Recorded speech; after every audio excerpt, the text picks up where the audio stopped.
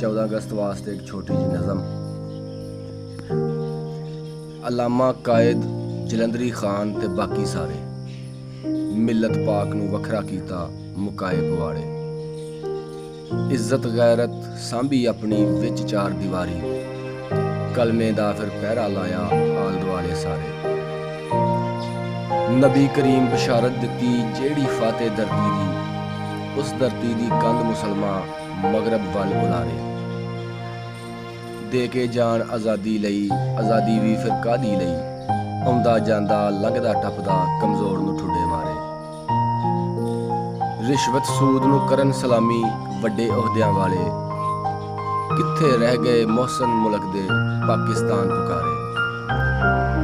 हथ दे विच साडे शीशा दिता मुक गए सब यराने, धी पुत्तर नूं वेल नहीं मिलदा मां प्यो दवे बुलारे।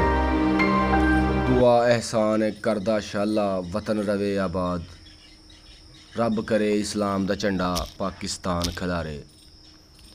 मेरे वल्लों तमाम पाकिस्तानियां नूं 14 अगस्त मुबारक। खुश रवो, हसदे